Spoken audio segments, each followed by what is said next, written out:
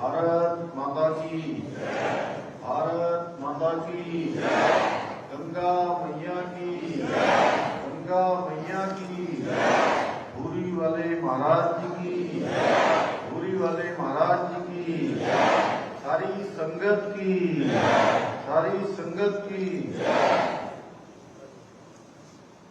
वेदांत आचार्य स्वामी श्री चेतनानंद जी महाराज यहाँ पर उपस्थित हमारे हरिद्वार नगर के विधायक और अनेक अनेक दायित्वों को जिन्होंने निभाया है, आदरणीय मदन कौशिक जी हमारे बीच में आज इस संदर्भ में प्रतिभाग करने वाले लगातार इस गति और इस संदर्भ से जिनकी आस्था है, मेरे मित्र हरियाणा सरकार के मंत्री राजेश नागर जी, मैं आपका यहाँ आगमन पर सभी उत्तराखंड वासियों की ओर से, सभी संगत की ओर से आपका स्वागत करता हूँ। एक बार खड़े हो जाइए।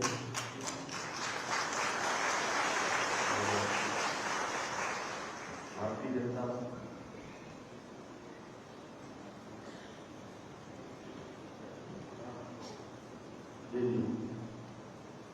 अल्पसंख्यक आयोग के हमारे अध्यक्ष लालपुरा जी भी यहाँ आए, उनका भी मैं बहुत स्वागत करता हूँ। भारतीय जनता पार्टी के हमारे पंजाब के, हमारे हरियाणा पंजाब के स्पीकर साहब भी यहाँ आए, उनका भी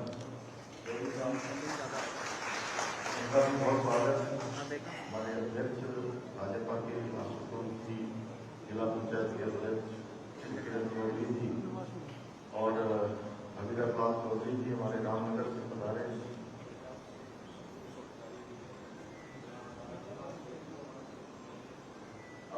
कटारिया जी भी आए हैं, हमारे संतोष कटारिया जी, उनका भी वहाँ उनके क्षेत्र में भी मुझे जाने का अवसर मिला था। और हमारे पूज्य संतगण, उनको भी मैं नमन करता हूँ। आपके श्री चरणों में आपकी उपस्थिति हमेशा हम सबको बल प्रदान करती है, ऊर्जा देती है। और बड़ी संख्या में आई हुई हमारी माताएं, बहनें, हमारे सभी बड़े बुजुर्ग, सभी हमारे नौजवान साथियों, मैं आज इस अवसर पर उपस्थित सनातन संस्कृति के सभी संभावकों का मैं देवभूमि उत्तराखंड आगमन पर आप सबका देवभूमि उत्तराखंड के मुख्य सेवक के रूप में आप सभी का स्वागत करता हूँ। आप सबको प्रणाम करता हूँ।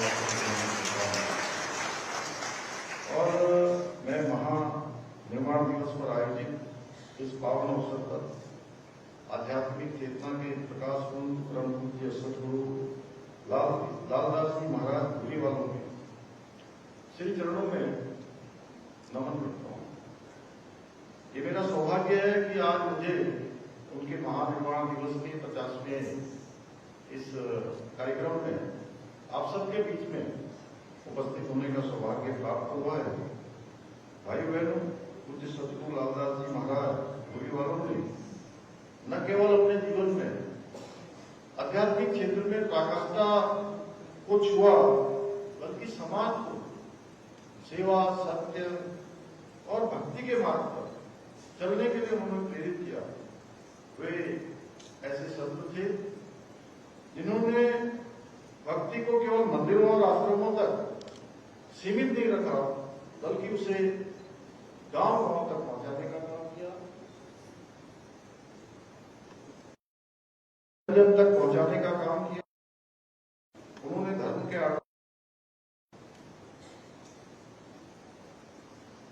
के आडंबर के चंगुल से उसको निकालने का आह्वान किया और धर्म के व्यवहारिक पक्ष को समझने की अपील की। भाई बहनों, जहां उनकी वाणी में अद्भुत शक्ति थी, वहीं दृष्टि में भगवान बुद्ध के समान असीम प्रभाव थी। वे कहा करते थे कि अगर तुम सच में परमात्मा को पाना चाहते हो तो पहले मानवता की सेवा करो। अपने इसी संदेश को धरातल पर उतारने के लिए पूज्य गुरुदेव महाराज ने समाज को जोड़ने का काम किया। उन्होंने जीवन भर ये सिखाया कि सेवा सबसे बड़ा धर्म है, परोपकार सबसे ऊंचा कर्म है। भाइयों बहनों, आज आदरणीय प्रधानमंत्री श्री नरेंद्र मोदी जी के नेतृत्व में सनातन संस्कृति की पताका आज संपूर्ण विश्व के अंदर लगा रही है। दुनिया भर के देश हमारी संस्कृति, हमारा प्राचीन जो दर्शन है उस सभी से परिचित हो रहे हैं। और आदरणीय प्रधानमंत्री जी के माध्यम से देवभूमि उत्तराखंड जो ऋषियों की भूमि है, तपस्वियों की भूमि है, जहां आदिगुरु शंकराचार्य जी से लेकर स्वामी विवेकानंद जी तक सभी मनीषियों ने यहाँ पर तपस्या की है। यहाँ पर उन्होंने स्वयं को पाने के लिए लंबा तप किया है। हमारी सरकार आदरणीय प्रधानमंत्री जी के मार्गदर्शन में देवभूमि की संस्कृति और यहाँ की विरासत के संरक्षण एवं संवर्धन के लिए निरंतर कार्य कर रही है। और इसी को ध्यान में रखते हुए मां गंगा जी के तट पर ऋषिकेश हरिद्वार कॉरिडोर का निर्माण कराया जाना भी हमने प्रस्तावित किया है। आने वाले समय में यहाँ के सभी लोगों से वार्ता करके, स्टेक होल्डरों से कंसल्टेशन करके हम उस काम को आगे बढ़ाएंगे। और 2027 में यहाँ कुंभ भी हमारा होने वाला है। उस कुंभ की भी हम तैयारी कर रहे हैं। और कॉरिडोर के निर्माण के पश्चात धर्म नगरी हरिद्वार भी काशी और अयोध्या की भांति अपने नए स्वरूप में नजर आएगी। चाहे हरिद्वार, चाहे उत्तराखंड के सांस्कृतिक और डेमोक्रेटिक मूल्यों को सुरक्षित करने के लिए भी हम पूरी तरह से संकल्पबद्ध होकर काम कर रहे हैं। इसी संकल्प के साथ हमने लैंड जिहाद, लव जिहाद और थूक जिहाद जैसी घृणित मानसिकताओं के खिलाफ हमने कड़ी कार्रवाई की है। इसके साथ ही हमने प्रदेश में सख्त धर्मांतरण का कानून लागू किया है। सख्त धर्मांतरण कानून के साथ साथ सख्त हमने दंगा रोधी कानून भी लागू किया है।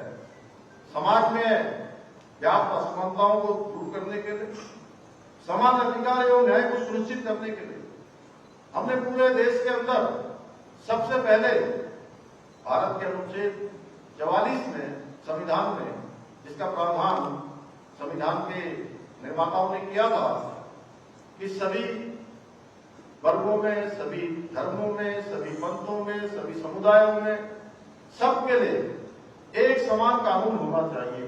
भाइयों बहनों, मुझे कहते हुए आप सबके बीच में बहुत प्रसन्नता है कि पूज्य महाराज जी के आशीर्वाद से, हमारे प्रधानमंत्री जी की प्रेरणा से उत्तराखंड हिंदुस्तान का पहला राज्य है जहां रहने वाले सभी नागरिकों के लिए एक समान कानून, समान नागरिक संहिता का कानून 27 जनवरी 2025 से लागू हो गया है।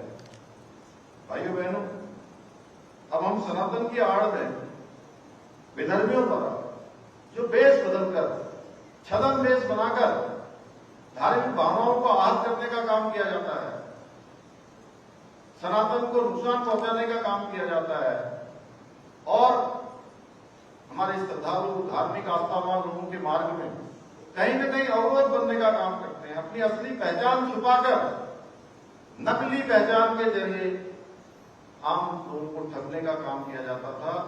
धर्म के रास्ते पर चलने वाले लोगों को ठगने का काम किया जाता था। ऐसे लोगों के लिए हमने ऑपरेशन कालनेमी चलाया, उनको उजागर करने और ऐसे ढोंगी और विधर्मियों के खिलाफ काम किया जा रहा है। उनकी जो असली पहचान है उसको उजागर किया जा रहा है। इसको हम और बृहद रूप देने वाले हैं। इसके साथ साथ भगवान कृष्ण ने जो गीता का ज्ञान अर्जुन को दिया, आने वाले युगों के लिए, आने वाले जीवन के लिए, आने वाले भविष्य के लिए, कि अधर्म हमेशा हारता है, अन्याय हमेशा हारता है, न्याय के मार्ग पर चलना चाहिए, कर्म के मार्ग पर चलना चाहिए, भक्ति के मार्ग पर चलना चाहिए। और हमारे जो नौनिहाल हैं, हमारे जो बच्चे हैं, हमारे विद्यार्थी हैं, वो आगे चलकर जीवन में कर्म के मार्ग को अपनाएं, कर्म योग करें। भक्ति योग के साथ साथ कर्म योग भी उनके जीवन में समा जाए, वो आत्मसात हो जाए, उनके जीवन की एक जीवन का हिस्सा बन जाए। भाई बहनों, इसके लिए हमने उत्तराखंड के सभी विद्यालयों में श्रीमद् भागवत का जो है पाठ यहां पर अनिवार्य कर, इसलिए अब सरकारी विद्यालयों में गीता का पाठ अनिवार्य कर दिया गया है। इसके अतिरिक्त भारतीय संस्कृति, दर्शन और इतिहास के अध्ययन के लिए हमने एक नई पहल और शुरू करी है। उत्तराखंड में जो हमारा देहरादून में दून विश्वविद्यालय है, उस दून विश्वविद्यालय में हिंदू स्टडी सेंटर की स्थापना भी की है, जो हमारे अनेक प्रकार के जो शोध अनुसंधान है उसको आगे बढ़ाएगा। भाइयों बहनों, देवभूमि उत्तराखंड को देश का श्रेष्ठ राज्य बनाने के हमारे विकल्प रहित संकल्प को पूरा करने के लिए हम निरंतर प्रयास कर रहे हैं।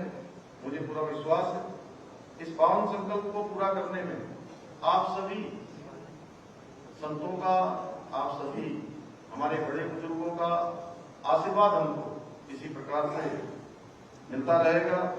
एक बार फिर से पुनः मैं चेतनानंद जी महाराज, जिन्होंने मुझे आज के कार्यक्रम के लिए आप सबके बीच में आने का अवसर प्रदान किया और पूरे आनंदपुर साहब से चलकर आप कई घंटों की यात्रा करके मेरे पास पहुंचे थे। और सच में मैं अपना सौभाग्य मानता हूं कि मैं ऐसे बहुत ही दिव्य कार्यक्रम का हिस्सा हूं, जहां पर हमारे महाराज जी का 50वां महानिर्माण दिवस मनाया जा रहा है। ये परंपरा इसी प्रकार आगे बढ़ती रहे और हम सब इसी प्रकार इन अच्छे कार्यक्रमों का, जो हमारे व्यक्ति के शोधन का भी एक मार्ग बनते हैं, ऐसे कार्यक्रमों का हम सब हिस्सा बनते रहे। मैं एक बार फिर से आप सभी पूज्य संतों को, पूज्य संगत को, सबको महाराज जी से दंडवत प्रणाम करते हुए और आप सबका धन्यवाद करते हुए मैं अपनी बात को समाप्त करता हूँ। बहुत बहुत धन्यवाद।